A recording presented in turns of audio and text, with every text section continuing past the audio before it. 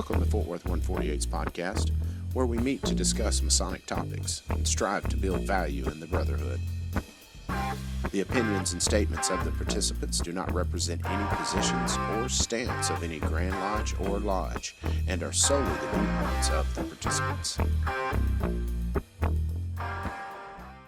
Welcome back, brethren, to the Fort Worth 148 Masonic Podcast. My name is Evie Kirkendall. I'm a past master and the chaplain of Fort Worth 148. I am Brandy Patton, current Worcester Master of Fort Worth 148. And I am Cody Cox, current Senior Warden of Fort Worth Lodge, number 148. Well, it's always great to be back in front of the cameras, in front of the microphones with these handsome guys to my left and to my right. We have a great show on board for you today. We've got some great conversations, some of which will blow your mind, some of which might just make you hungry. Probably a little bit of both. Just like they say, the camera puts on an extra 10 pounds. In yes. my case, and this it's 25. And this podcast is going to make you want to put on 10 pounds. So I'm the lightest one on this table. Listen, we don't need to bring that up again. You probably are. 200 pounds on the dot. Yikes. Wow, you are by a good stone or two. Brought to you by Ozempic. Terzepatide. Trizepatides. It's Eli Lilly either way. Eli Lilly. Well, we appreciate everything that Eli Lilly is doing, not sponsoring this podcast, though. No. But we do have a fantastic sponsor for this podcast, B&Brew, who has been sponsoring our podcast for some time now. Great. Generating massive streams of revenue from it. Absolutely. We are... Tons. Negative 5 sales. Right. But we really appreciate the support of our brother Chris, who's behind the camera today. There he is. He is the purveyor of fine mead and coffee products that are all based here in Texas. I can also call him companion. Yes, he is very prominent and active in the Knights Templar as well as in Blue Lodge. I'm not Templar yet.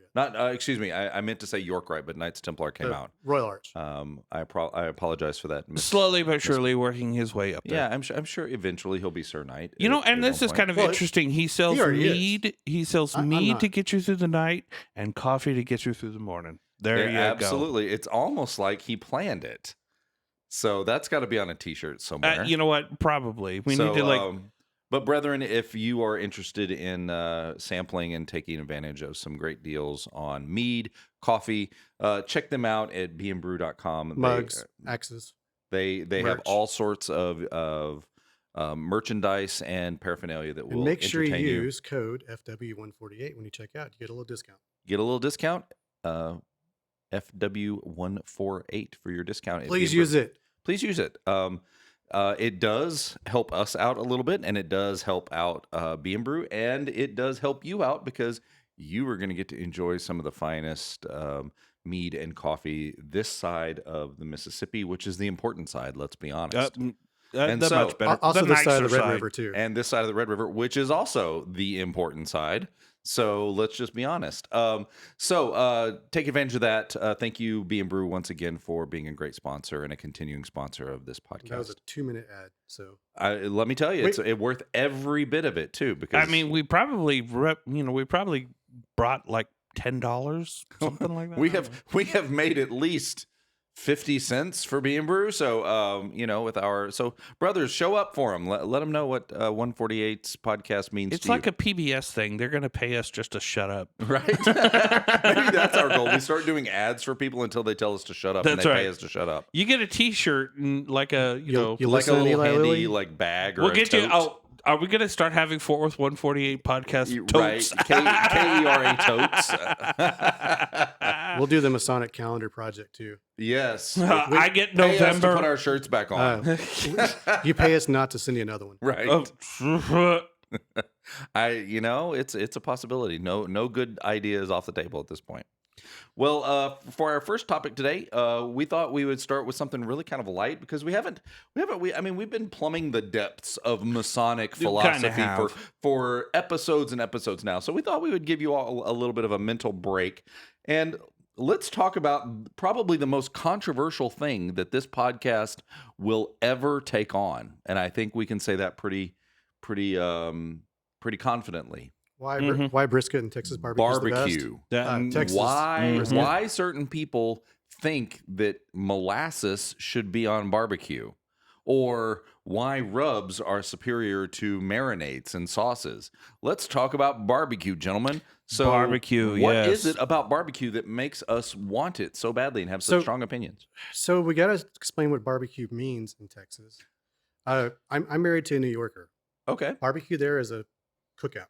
Okay. They grill burgers, hot dogs, chicken. That's barbecue. Anything that's prepared on a grill is considered barbecue. It's a social event, Right. which is not really what we do here. Yeah, barbecue is something completely different It's here. the same thing in Germany when they barbecue or they grill. It's, they've got a like a hanging grill plate out there over a fire, and they put stuff on it. So barbecue is something that they think that they know that they're doing when they're actually just like grilling hot dogs. Right. Barbecue in some places is a verb, not a noun. Yeah. But Texas, To barbecue. We're Texas talking barbecue, about though. the noun. We're talking about the noun, thing. the actual result of that. I mean, I can do it, but it's hard to sit around drinking with your friends for 12, 15 hours at a time.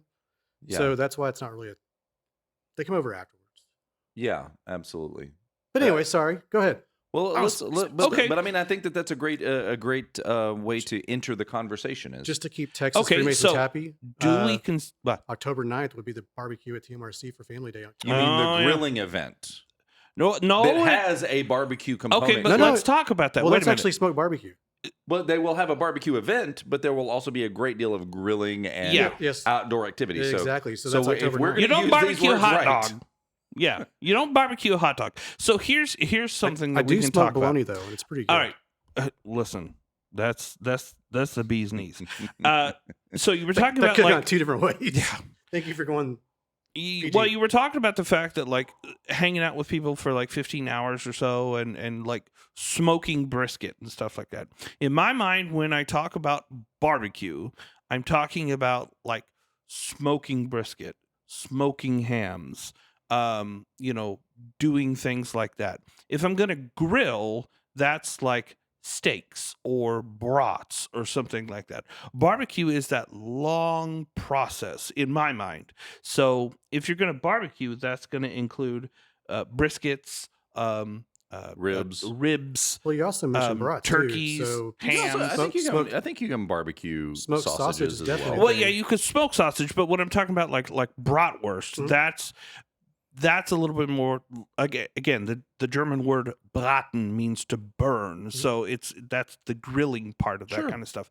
So when we're talking about barbecue, I think we can all agree that we're talking about the idea of smoked meats that take a time to actually do that.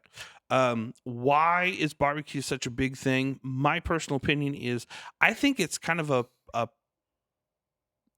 like a primeval type thing in Fires, humans. smoke, It's fires, smoke, meats, juices, those types of things. So it's something that kind of connects us to like the essence of humanity. I don't know. Well, I think from my perspective, and I definitely don't disagree with anything that you just said about it, but I also think that there's a certain amount of nostalgia that comes with it as well, that makes people very connected to certain kinds and certain identities of barbecue. Because we know that there are some big barbecue names, and by names I mean just regional identities of barbecue. You have your Kansas City style, you have your Nashville style, you have your Texas style, and what's the other one that I can't remember that's probably not worth talking about? Memphis. Memphis, yes, that's the one that I was saying that I hate. But You all don't of like them, dry rubbed ribs? not really. No, I really don't. Which is weird because I like dry rub briskets, but I don't like dry rub ribs. But at any rate, They do take more work. but at any rate, there's like these four big families, and I'm sure that somebody's gonna blast out in the comments that there's probably a lot more, and I appreciate all there's of your definitely opinions. a lot more. But those are the big ones that I can think of just off the top of my head, and they all have like a certain profile to them. But I think that what makes somebody really, really appreciate one style above another is kind of the nostalgic connection that you have to it. Your family did it this way. In my family, my dad had an aversion to all things like if barbecue sauce was sweet, he hated it. And I developed that same kind of flavor affinity. I don't like sweet barbecue at all. It should always be savory, in my opinion. savory and or tangy mustard-based sauces are the best for me when it comes to barbecuing. Or The dry Fort Worth rubs. 148 podcast, not brought to you by Sweet Baby Ray's. and that's fine. But again, the nostalgia for me goes Yeah. back to growing up, having grilled with my family, my dad doing the barbecuing, Mhm. and the food and the family and the conversation. All the good memories are linked to this very specific flavor profile. Yeah. So I think that there's certain when people get really up in arms about defending a specific kind of flavor profile or style of barbecue, I think that it is sometimes rooted, maybe even most of the time rooted in some sort of like family nostalgia or It's almost like family- defending your family. recipe, like yeah. defending your family recipe We're- about we're- cheesecake or whatever. We're in Texas, where the economy, well, it's oil, obviously, but before that, it was cattle. So we're in cattle country. Well, Right. How do you keep, when you don't have electricity, refrigeration, you smoke it. So that's why Absolutely. it's popular here. All the, like, Luling Market, it's a butcher first. Kreitz Market, it's a butcher first. They smoked it for preservation, and now Yeah. they're world famous for great barbecue. And for those of you that are not here in Texas and don't know, in Texas, we specifically have what's called the Holy Trinity, which is going to be your brisket, it's going to be your ribs, and it's going to be your sausage.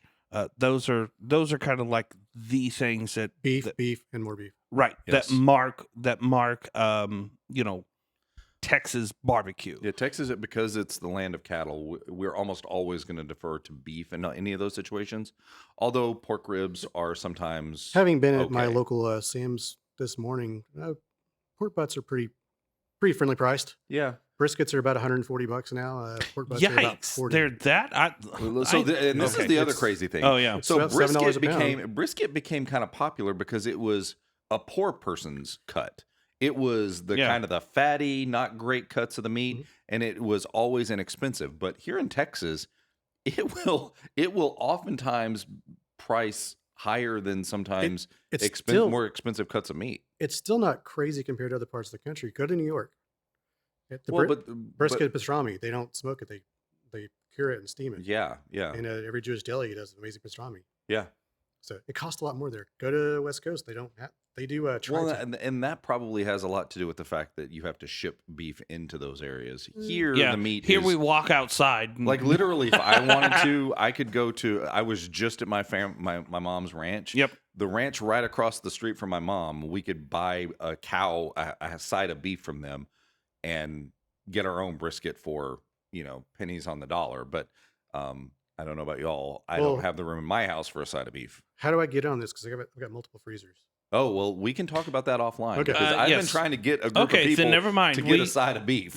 You have just. Oh, never mind. There are at least hands 4 that just flew families up. here. Yes. So, yeah, there's a cattle companies out in West Texas where you could literally buy, if a side of beef isn't what you want, you can buy the whole cow, and all you have to do is pay for the process. I feel like we're talking about that. Like Fort Worth 148 is going to start showing up at the livestock show in Fort Worth and like purchasing Well, it would make purchasing sense. multiple You know, cattle. instead of Because gun with the cost. instead of gun raffles, which you know what, I might know an FFL if we want to do a gun raffle. Oh, gee, I But, wonder who we're talking about. We could totally raffle off a side of beef too. Yeah.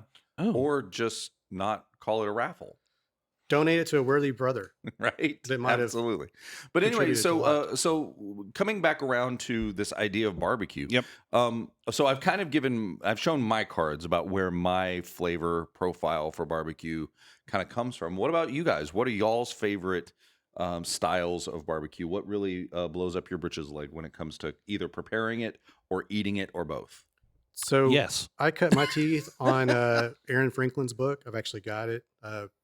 When I lived in Temple for Fort Hood reasons, the only TV channel we got was their local PBS, which had Aaron Franklin thing all day long. Great show. Learn how to cook. I go by his recipe. So brisket. I want brisket, salt, pepper. That's it. He actually uses the what do you call the lard? The dang it. Like the renderings or Yeah, the pit fat. They call it. I forget- Oh, okay, yeah. The word is not coming to me, but he actually does that too. He wraps it with it, which I started doing myself. Makes a huge difference. Like Mm. a confit kind of a situation? What do you call it?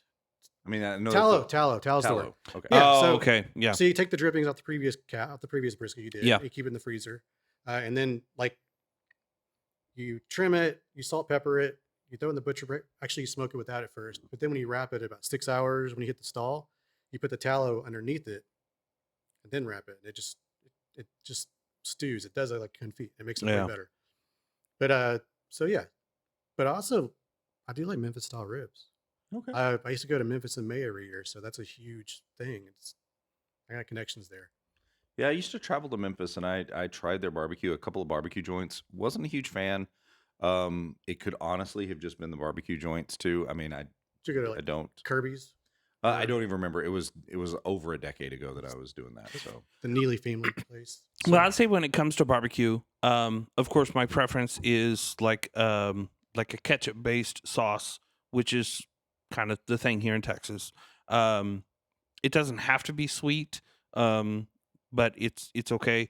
Hot take though, I do really like pulled pork with a Carolina style, like the vinegar based sauce. Yeah. It's really, really good. I do like that. If I go to a barbecue place that I've never been before, of course, I always get the brisket. Because if you can't do brisket, I don't trust you with anything else. There's only been a couple of places I've been that can do like smoked chicken or smoked turkey without drying it out, which is fantastic. But again, if you can't do brisket, I know it's like trusting a skinny cook. We have a brother that is routinely on the podcast. Brother Sean DeBon. He has some really strong feelings about brisket. Everything. I don't smoking. I know about everything. I don't want to speak for him, but I do know that he is one of those. He's one of those people who does not like to trim a brisket before you cook it. He likes that fat to be like part of the situation, and he also does this amazing coffee rub that is, I will have to say, is probably it's really my good. favorite way. The bark that it produces, the flavors, and the juice that it holds in, it is remarkable. The trimming part of it's mostly for consistency. Yeah, and the he is also one of those people. I cut away, like when I see fat on a brisket, I will cut it away because I'm not a huge fan of the flavor of it. I leave a 1/4 inch on the fatty side and then cut the big part of it out. But I love the effect that has on the meat. It definitely keeps it really juicy and lots of drippy stuff kind of coming out of it. So I really like that. I might have to excuse myself from this podcast and go eat because I'm like, oh, I just had a great idea. I wonder what brisket would taste like if it were injected with mead. That would be interesting. Evie would hate it. A mead injected brisket. Well, I mean, but not all meat is sweet. True. And funny thing, because I just entered Blue Bonnet. It's the biggest homebrew competition around that's run by volunteers. My sweet mead, I think it's sweet. Score horrible because it's not sweet enough. So just the judges it's whatever they like. Right. Well, and I can imagine that it would definitely be. I think we might try that this summer. What can go wrong? What could go wrong? What could go wrong? It's still meat and it still tastes fine. So. And everybody's going to eat it because it's brisket. Right, exactly. By the way, I guess we should probably mention if you are listening outside of Texas or you're listening across the pond or if you're listening from an undisclosed location, our lovely Kim Jong, a rub is a mixture of spices and salts and things like that you literally like rub onto the meat to kind of seal in the flavors, and it usually makes like a crust or something like that. And some people like their briskets and meats and things like that with that really thick kind of crust, and some people don't like it at all because maybe the spices, it makes it too spicy or something like that. Right. So, well, and one of the lessons that I learned by listening, I had to travel on Thanksgiving Day one year for work, and I was driving my car, and the only thing that was on was this is a number of years ago, was the local Delilah. It was it was the NPR station, and Alton Brown from the Food Network was on there, and he was explaining the chemistry behind what keeps juices inside a meat. Nobody heard that. And I know. It was Gosh darn it. It was really interesting because he explained why a lot of crust-based barbecues are really popular because the crust solidifies and it holds the moisture in, which then prevents dehydration and all these other things. So that's why sugar-based rubs and like brown sugar and other things are so popular, because they create that caramelized crust that holds things in. So when you're thinking about those sorts of things, working with chemistry is always a good idea, which is, I think, what the fellow you were talking about also does. He works with a lot. He might not explain it in those terms, but it sounds like he's working with the chemistry of herbs and spices and cook. You mean Aaron Franklin? Yes. He's very scientific about it. Yeah. Yeah. And there's a lot of reasons for that. He literally teaches classes at A&M about it. Absolutely. We also heard half of our listening audience cringe and recoil when you said the word moist. Oh, did I say? I've been trying to avoid that word. We don't have any women that listen to us. I actively try to avoid that word now because so many people dislike it. So anyway, well, gentlemen, that is. We can't be done with barbecue. I know. We have to be again. I want to, but don't, you're the I'm timekeeper. leave. You're the one who's always telling us that we're running a little long. We're only 20 minutes in. Only 20 minutes into a 60-minute podcast. So. Yikes. So, so transitioning though, I think that education and things of that nature. I think it's really important to transition into the next topic, which is going to be Masonic education and education in general. Our brother Cody, for those of you who don't know, he is in public education, so he has a great deal. You have your master's degree in education. I have my master's. I sure do. And so I think that when it comes to education in general, he would be considered a subject matter expert for the purposes of this conversation. And so you're an operative educator. That's right. Yes. I would consider myself a scholar when it comes to education and knowledgeable about it. But, there's some people in the state that think that I don't know what I'm talking about.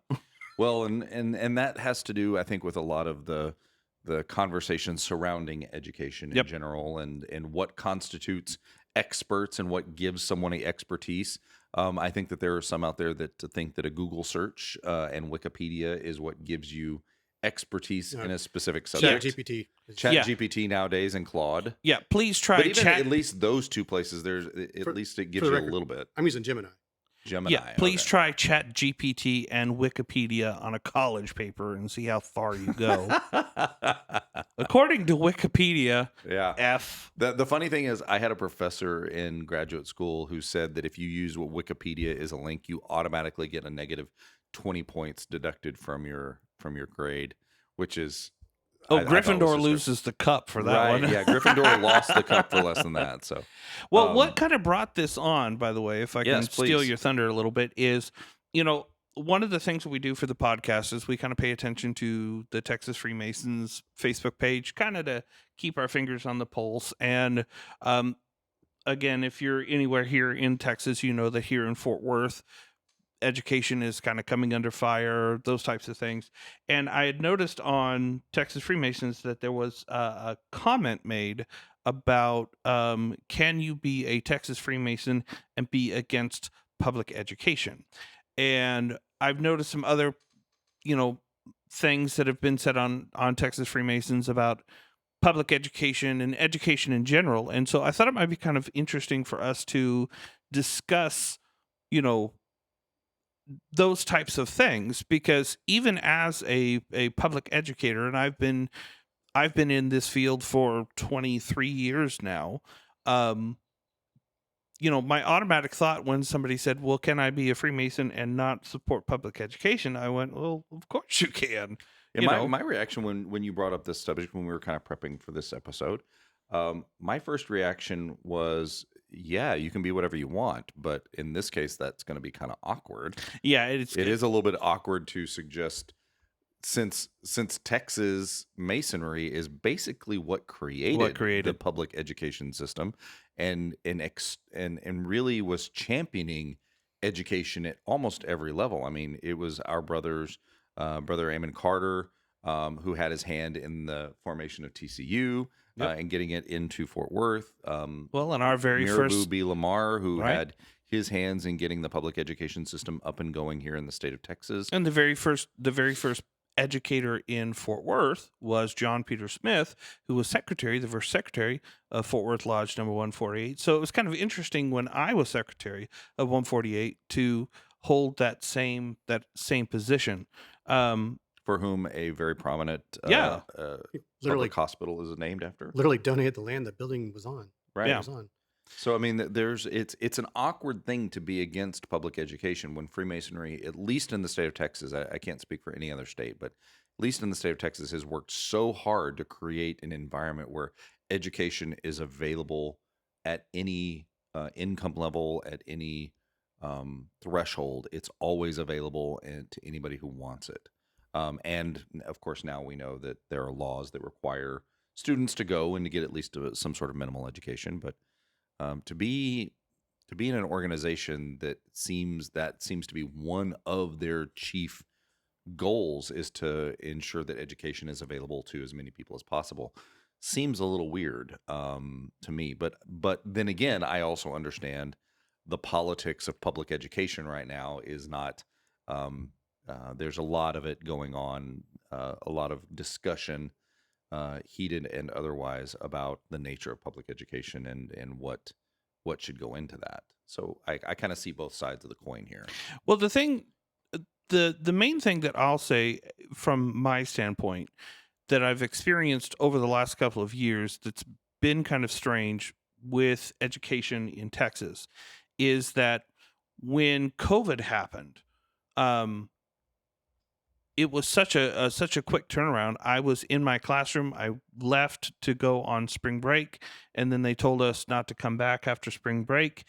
I had experienced, I'm going to go back to the beginning of my career. I had experienced swine flu. And in Fort Worth, for those of you that don't know, in Fort Worth, we actually shut down the public school system in Fort Worth for a whole week to clean all the schools and stuff so kids would stop getting swine flu.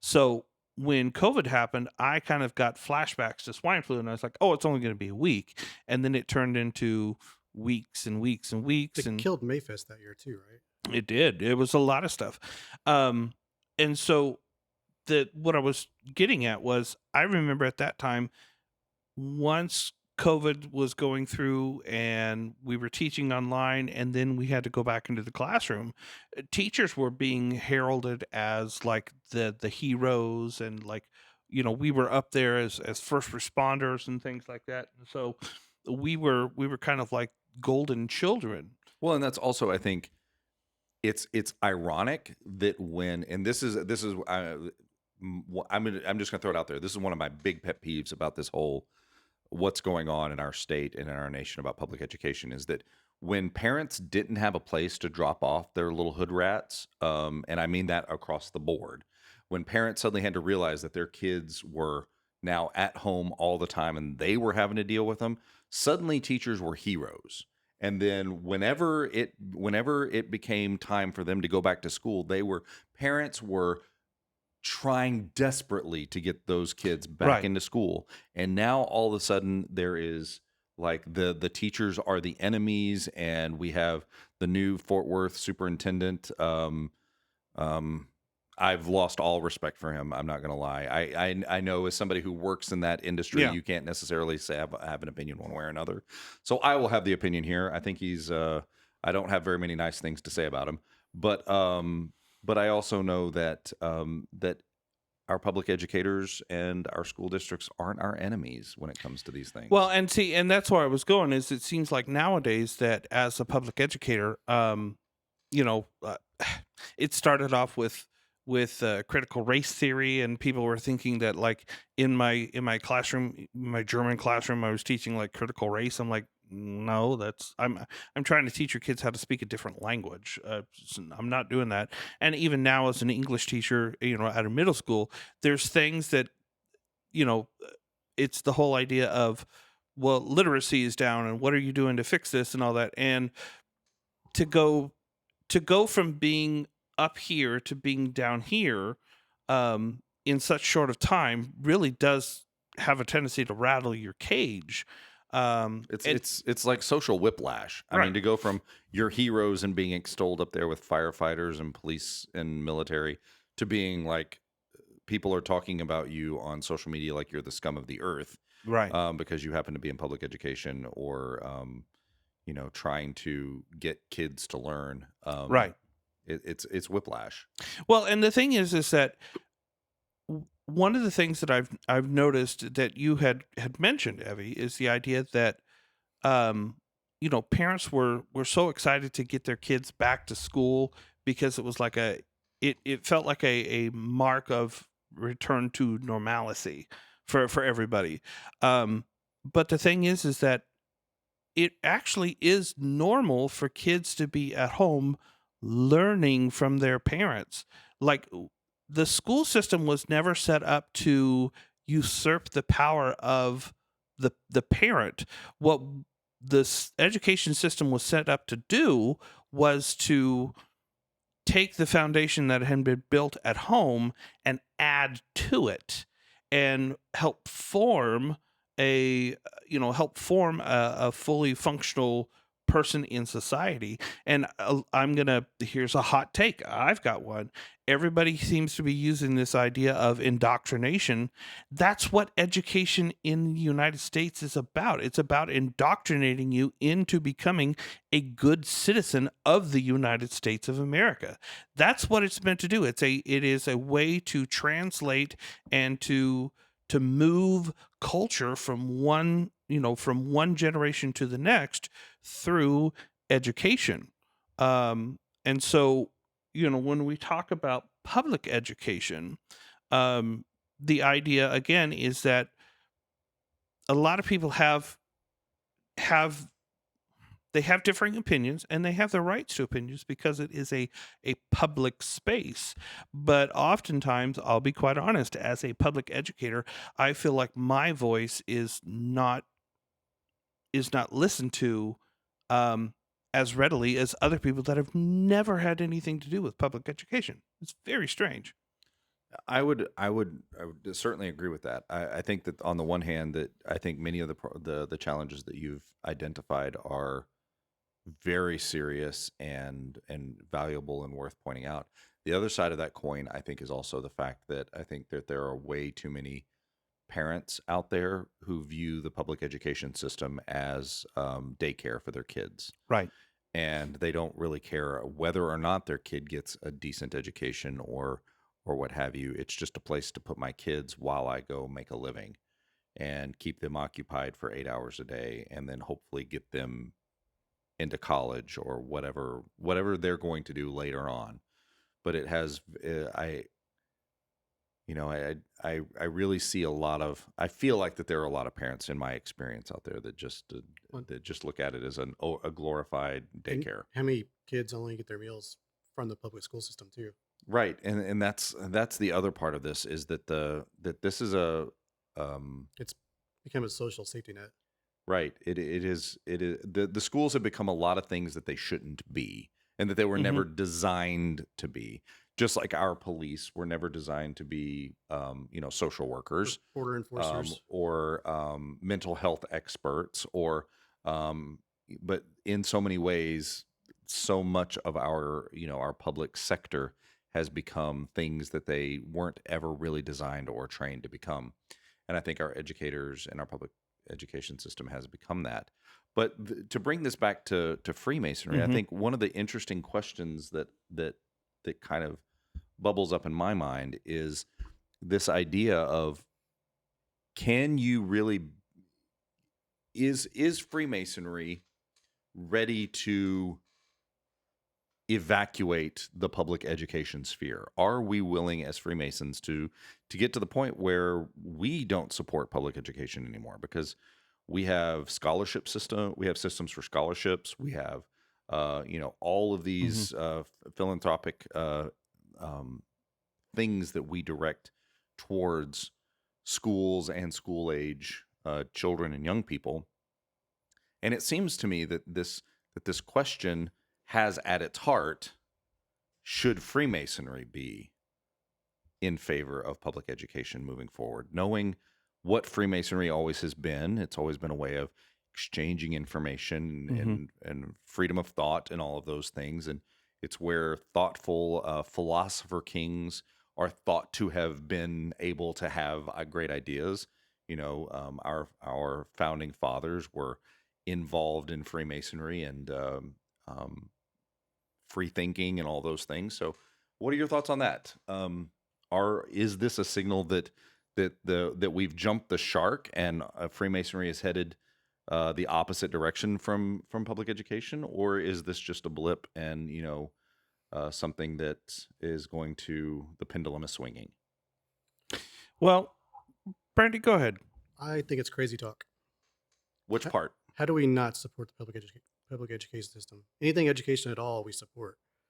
I mean, I can understand my property taxes being really, really high. I don't like it. And most of the reason is because they pay the school taxes. But I like the schools being there. I like people having jobs. I like kids being educated. It's, as a Freemason, that's the basis of our society.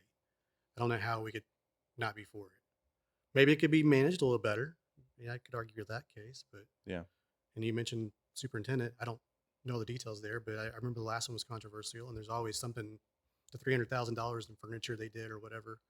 Yeah, and having the salary that this guy does. Yeah. Well, that level of job, you should be. You have to attract. I realize I can see both sides of the coin here. I'm just.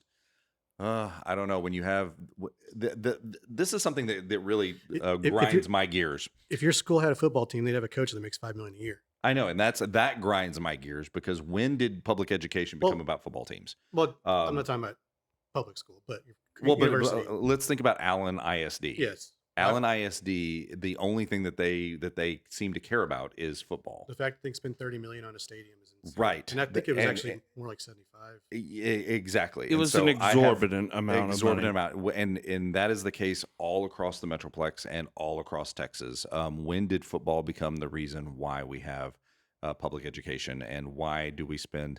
So I went to a public. It ties into barbecue. Small town Friday nights. Barbecue joints go crazy. Football games, everybody goes, and they go. It's chicken and egg. Which came first? Yeah. The small town barbecue at the football games, or the football games being this ridiculous expense that taxpayers are expected to fund. I grew up went to university at a small state school. Nothing fancy. This was back in the late 90s. Back in the 1900s, as they say these days. And the school newspaper put together this expose about where your money is going as a student. And I think that no one at the time, that we were shocked to discover this, and it created a lot of consternation in the student body. But you would be surprised that 70 cents out of every dollar went to the sports program at our university, at a small state-run university. 70 cents on every dollar of tuition you spent. And so it makes me wonder, if you're going to the University of Texas and you're spending, let's say, $300,000 to get your degree in underwater basket weaving, how much of that $300,000 is going to prop up the sports program? And I realize that sports programs bring in a lot of money for universities, but at the same time, what is the purpose of that university? Is it education, or is it sports? Is Allen ISD, is their job to have a great football team, or is it to prepare students for being grown-ups? Right. And is the Fort Worth ISD, is their job to be all of these things, as opposed to being great educators? And at the same time, do we need 2 to 3 administrators for every in the trenches educator? Oh, yeah. So I know that that's getting into a lot of the politics and the side topics of this, but at the same time, when it comes to money, just because you mentioned University of Texas, they signed a $3 billion contract with ESPN for their broadcast rights. Right? Yikes. And how much of that money do you think is going to make its way to, I don't know, the physics department or the engineering department? UT's different. They have a different government grants for all that. But UNT is not any different. UTD is not any different. Longhorns. UTA is not any different. Yeah. But why they're all the same. Yeah. And it's making its way down into our high schools, where even our high schools are, getting into these kind of sports contracts. Maybe we should get like Maybe we should focus on education being the primary focus instead of sports being the primary focus. with that kind of money, maybe they should go into a competition with SpaceX. Oh, Do the good Lord. Longhorn Space Network. Well, or maybe have these engineering departments at UTA and probably one of the best engineering They all work schools with in NASA. but what I'm saying is that you don't hear about them getting any money. It's still the sporting programs that are getting all the money. Well, and the thing that I'll say, I bemoan the state of our educational system. with the one thing I'll say quickly about money and funding education is a lot of people that do not participate in education have their opinions about how money should be spent and things like that. But when you're inside of the machine, you see how money is spent and what kind of strings are attached to things and stuff. So money is going to be something I think that's always going to be an issue. My opinion on that, the reason that money is going to always be an issue is because people, let me put it this way.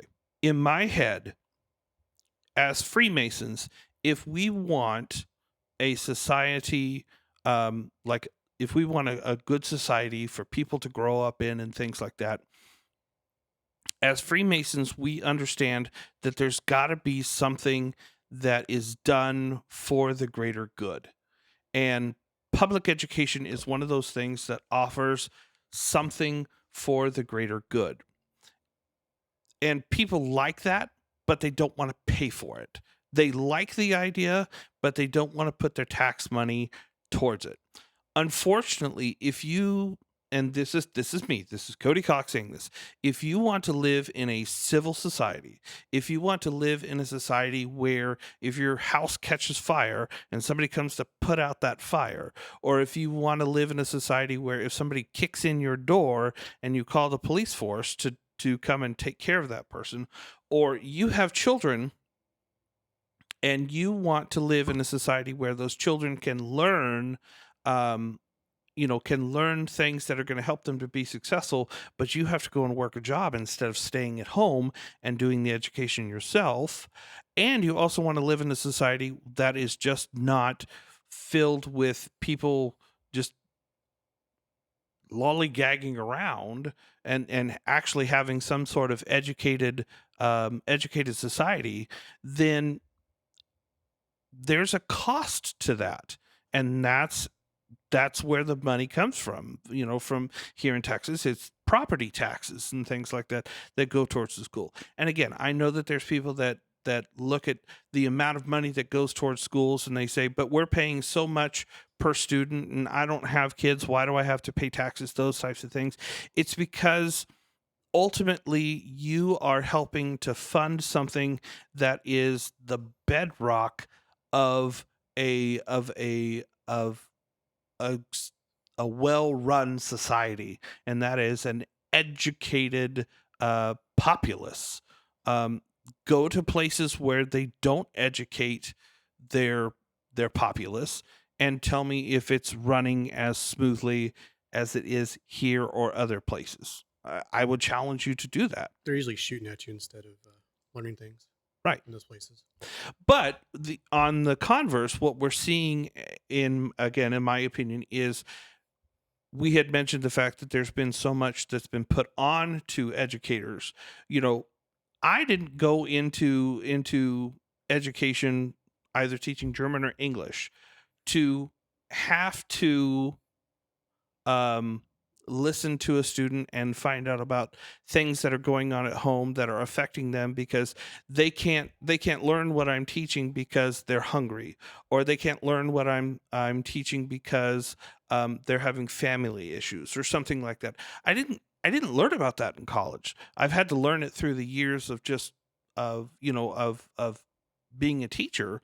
But what I'm getting at with that one is, as the years have progressed, I have, and I've seen that I'm having to take on more and more roles other than, hey, sit down, we're going to learn some grammar today, and then we're going to read a little bit of the story, and we're going to talk about how did this story sound to you? What are some of the things that the author's trying to teach us?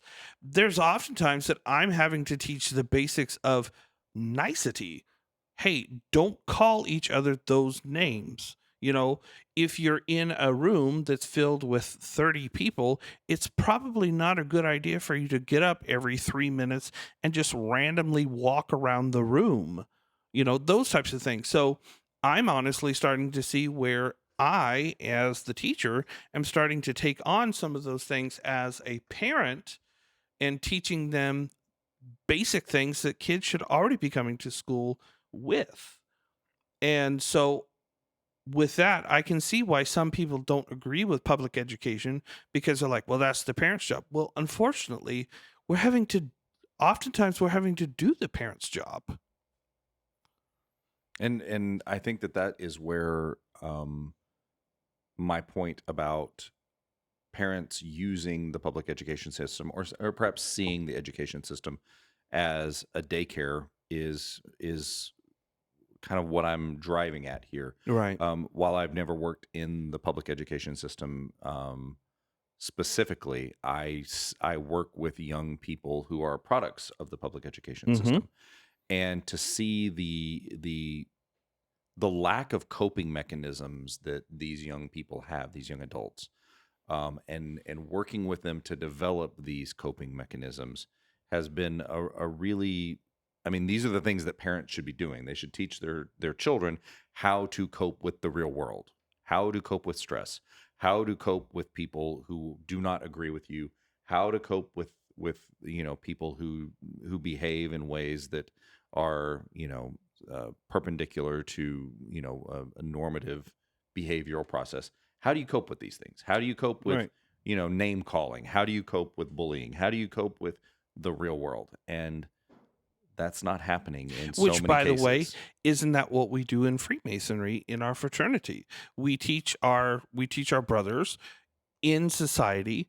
If you run across somebody that is perpendicular to your thought, how do you interact with that person? Yeah. To show society a better way of interacting with those types of things. As a Freemason, when I became a Freemason, I started to see that the things that I were learning at Lodge were things that I could apply in the classroom to help my students to kind of move forward and again become those critical thinkers, people in society that were actually there to help society. So again, this idea that as a Freemason, I can take the things that I'm learning at Lodge and I can help people with those things without having to say, by the way, I'm a Freemason. Here's what here's what we do in my fraternity. This is what you should do.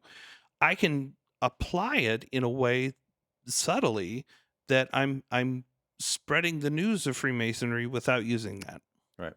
And I would also say that to build off of what Brother Cody is saying here, I think it's also important that if you feel really strongly about the way the public education system works, run for the school board. Mm-hmm. Because I talk to my students that I work with all the time about this, that we all like to get fired up about a presidential election or a senatorial election or a congressional election or what have you. But there are two institutions that have more impact on yours and my everyday life that nobody ever cares about, and those two elections are your school board election and your city council elections. Mm-hmm. And I would be very surprised if many of our listeners know who is on their local school boards and who is also their city council person. And in some of our communities, the city councilors are coming up for election. I know in where I work, their city council is about to be elected. And so if you are so inclined, go make yourself available for a city council or a school board position, because I think to see the inner workings of how the meat is made and how the sausage gets in a casing would really be an eye-opening experience for people who are against the public education system. And here's what I would say along with that. If you're in a small rural area, we know that usually in those areas, a lot more people are connected to the school systems there. And maybe we have brothers that are on, that are on school boards and things like that. Um, you know, talk to your brothers at lodge about what's happening in those schools. I feel rather strongly that if your Masonic lodge is only going to the schools to deliver fantastic teeth and to give scholarships, then you need to start looking for other ways that you can interact with, with your local schools. Find ways to sponsor something there, or see what they, even as an individual, I can tell you, if we had more people coming up to the schools to volunteer, and yes, there is a clearing house for volunteers. You have to do background checks and things like that. But what is it? The Scottish Rite does take the time to read. They have that for elementary schools. Honestly, middle schools get left out a lot. You have people that focus on little kids, and you have people that focus on seniors that are graduating. It's in between there where there's a lot of missed opportunities. Start thinking about some things that you can do to connect with your local schools at that. If you are listening to this and you are one of those people that's like, no, my kids are not going to public school, they're going to be in private school, I am not shaming you one bit. If you want to keep your kids at home and private school them, or homeschool, or you want to send them to a private school and you can afford to do that, fantastic, great. That is your prerogative as a parent. But I would challenge you to think about the students that are not yours, that are in your community that you know, that may not have those opportunities.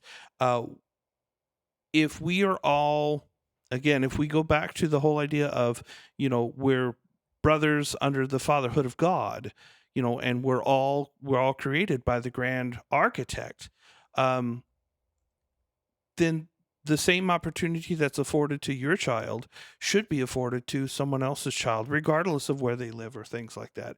And I know that I'm probably setting off bells in people's heads, and they're like, oh, that sounds like socialism. Well, at some point, public education is kind of socialist. It's the idea that we're trying to create a society where everybody has gotten at least some kind of equality of education. That's why we had the Brown versus Board of Education, because we weren't meeting that basic necessity that everyone was getting a fair and equitable education. It wasn't happening. Yeah.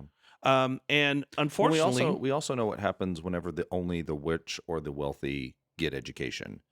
That's one of the things that our country left behind was a system like that. And absolutely.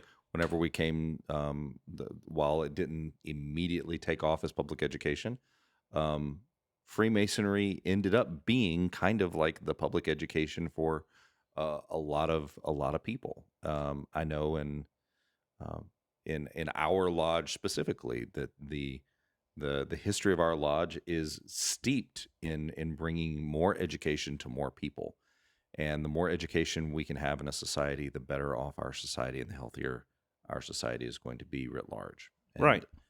I think Masons we have to step up to the plate and be willing to make the difference in our local communities, so that we can have a healthier society and a healthier civilization, whatever that might look like. Well, just a quick little note.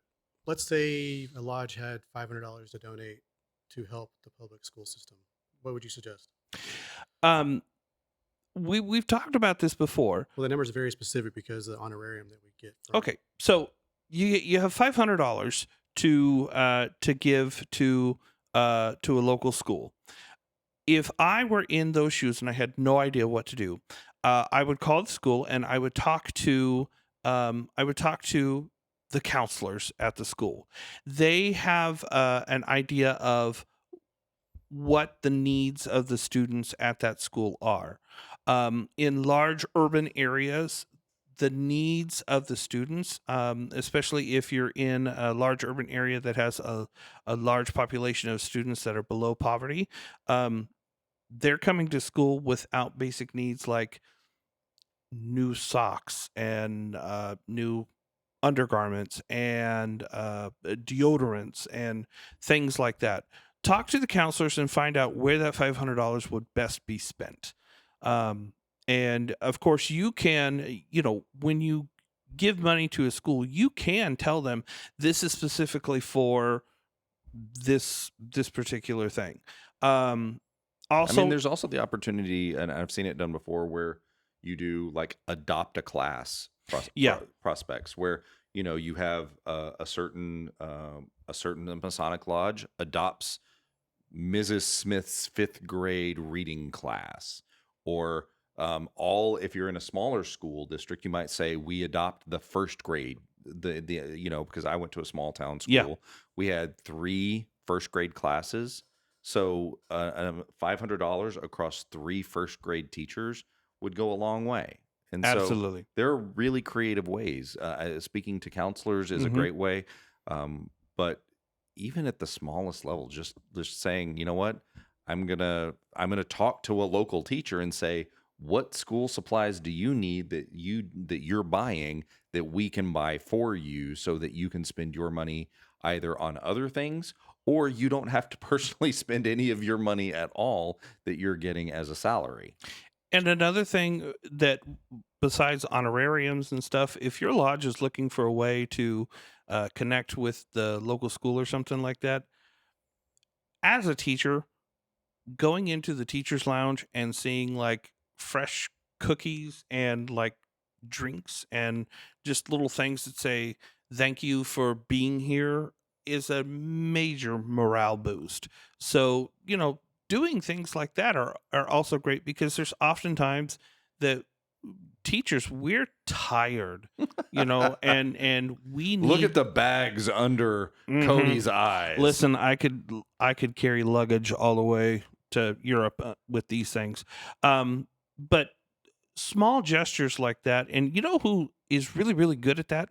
Local churches are usually really good at like bringing things to the school. So step up your game, Masonic lodges. Give it a try. Just for numbers, the honorariums, lodge commitments only, $104,350.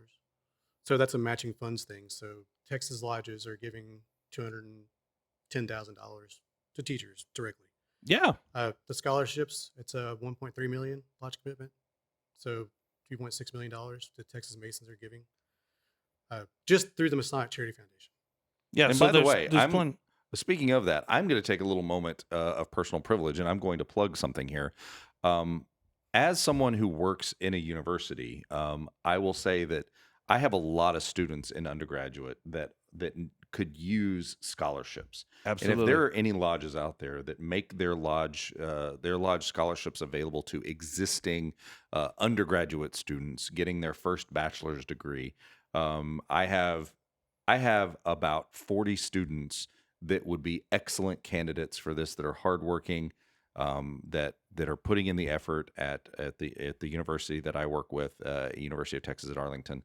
But I would also challenge lodges that if you don't have a lot of applicants for your scholarships and you want more applicants, open them up to existing university students who are getting their first bachelor's degree, because you would get a lot more applicants and you would get make a huge difference in a lot of people's lives.